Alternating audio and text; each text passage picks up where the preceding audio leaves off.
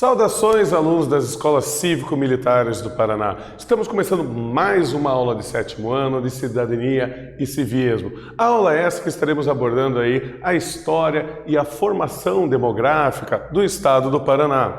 Então, qual o objetivo da nossa aula de hoje? É entender e reconhecer a formação do povo paranaense, seus costumes e culturas.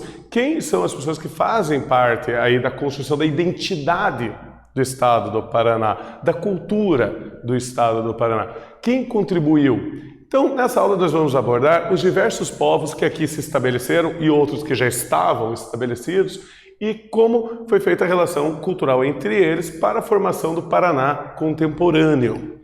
Então, conhecimento prévio. Você lembra quando foi a emancipação política do estado do Paraná? Vamos lembrar que antes o estado do Paraná estava vinculado ao estado de São Paulo, ele foi separado, ele foi emancipado.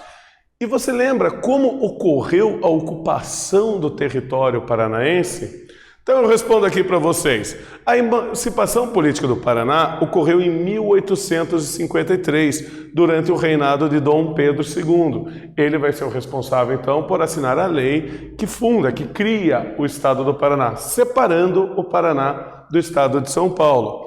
E como ocorreu a ocupação do território paranaense? Bom, além da população indígena aqui estabelecida, o Paraná recebeu um grande fluxo de imigrantes europeus, muito perceptível aí até os períodos atuais. Então, vamos para a problematização.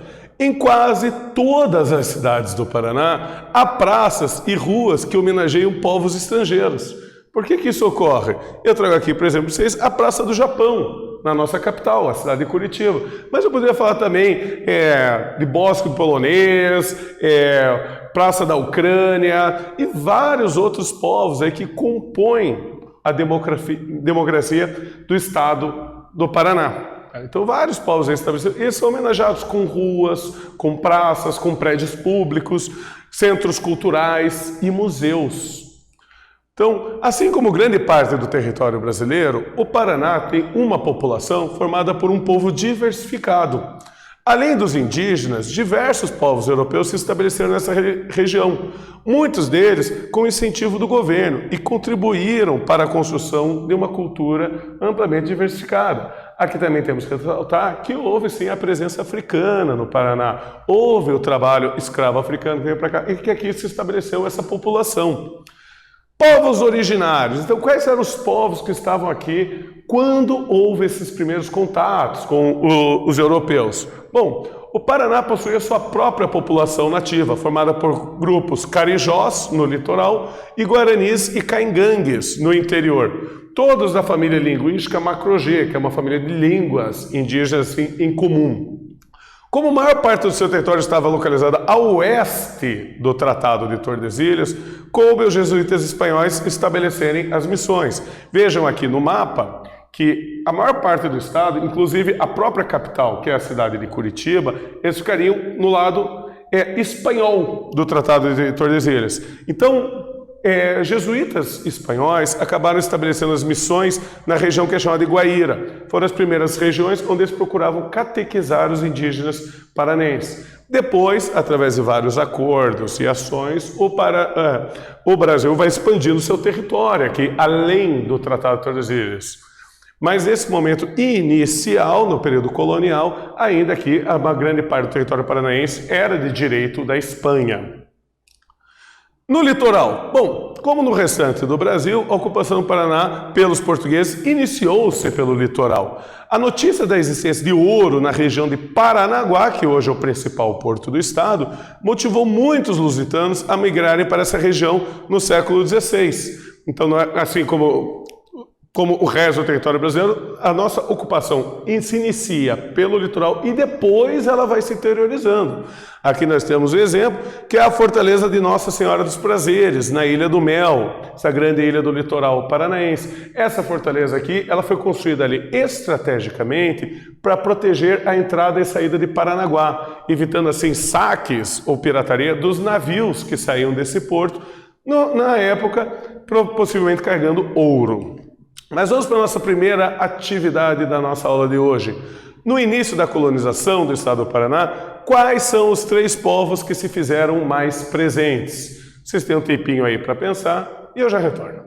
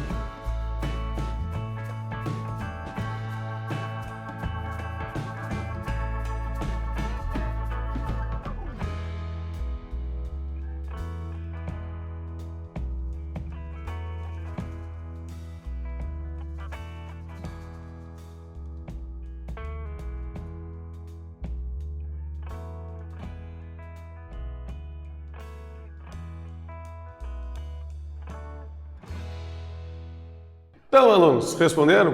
Vamos lembrar vocês que esse aqui é um exercício discursivo, então o seu texto de resposta não precisa estar exatamente igual ao meu, mas algumas características, elementos, precisam aparecer no texto para que a gente possa considerar uma resposta correta. E eu perguntei, no início da colonização do estado do Paraná, quais são os 3 povos que se fazem presentes? Resposta aqui, o Paraná já era habitado por diversos povos originários. Vamos lembrar que os indígenas, os povos originários, os nativos, eles não formavam um povo único. Tá? Entre eles haviam vários povos diferentes com culturas distintas, como os carijós e os caingangues, sendo que passaram a ter maior presença de portugueses e espanhóis interessados, no caso da Espanha, na catequização desse povo e no caso de Portugal, na exploração do ouro no litoral paranaense. Então, esses são os 3 povos que vão dar essa origem mais remota da população do estado do Paraná. Mas outros povos vão se somando a eles durante isso, como, por exemplo, os africanos. Esse povo aí que foi trazido à força de seu continente para fazer o trabalho escravo. A presença da escravidão africana, assim como em todo o resto do Brasil, marcou a presença no Paraná durante seu período colonial e monárquico, ocorrendo posteriormente um processo de substituição do trabalho escravo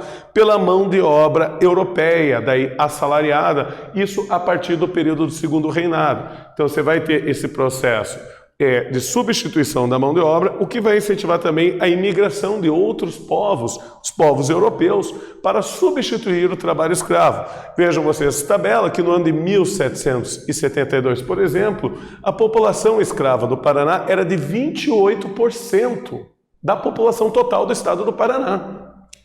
Já no ano de 1780, essa população aumentou para 30% da população do estado do Paraná. Então, houve sim uma presença significativa da população escrava africana no estado do Paraná. 30% é bastante gente, ainda mais para um estado que era muito pouco povoado, como era o estado do Paraná.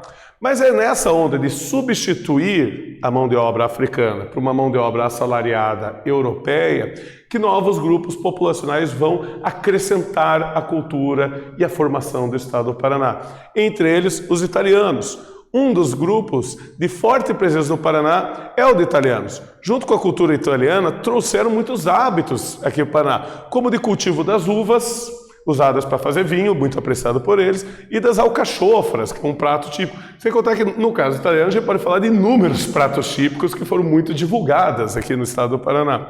Então se estabeleceram principalmente nas regiões ao redor de Curitiba.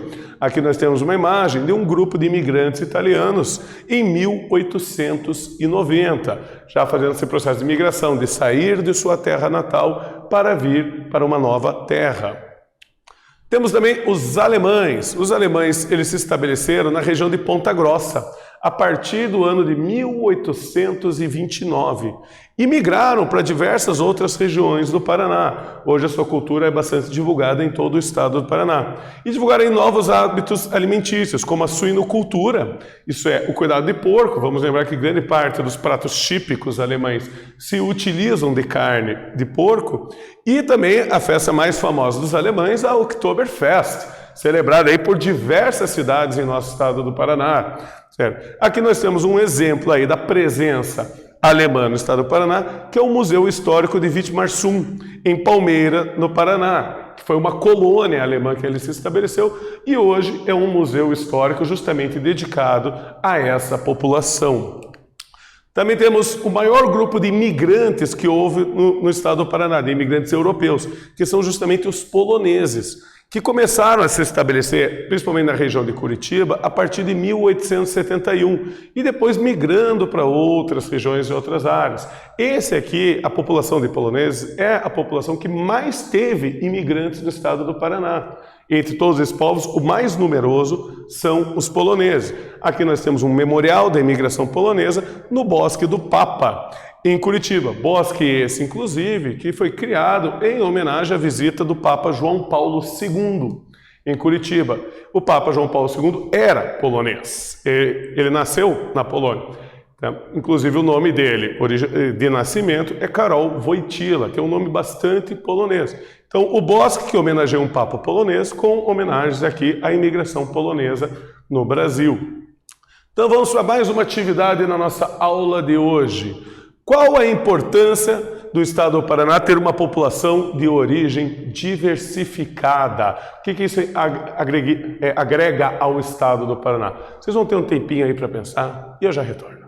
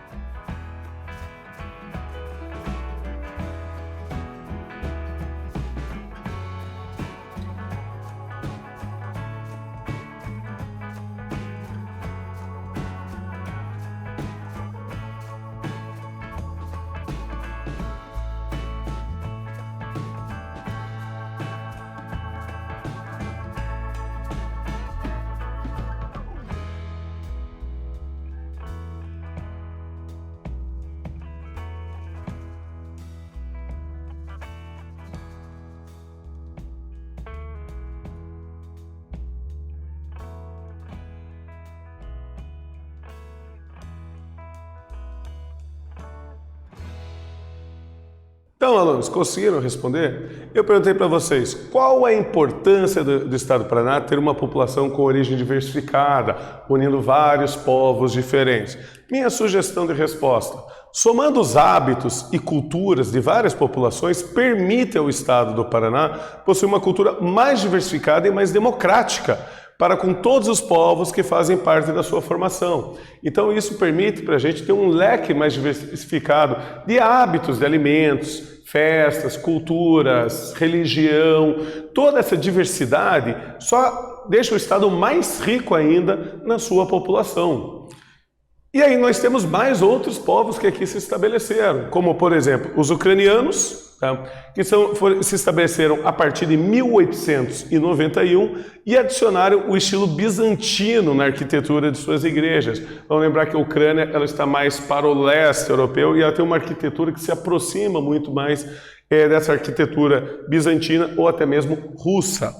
E grande presença na região aí de Prudentópolis, na região de União da Vitória e na região de Apucarana, entre, claro, outras regiões. Eles se estabeleceram ali primeiro, mas depois as populações foram se espalhando. Aqui nós temos uma imagem mostrando justamente essa arquitetura típica ucraniana, que é o Memorial Ucraniano, que se encontra no Parque Tingui, na cidade de Curitiba. Então mostra muito bem essa peculiaridade da arquitetura ucraniana em suas igrejas.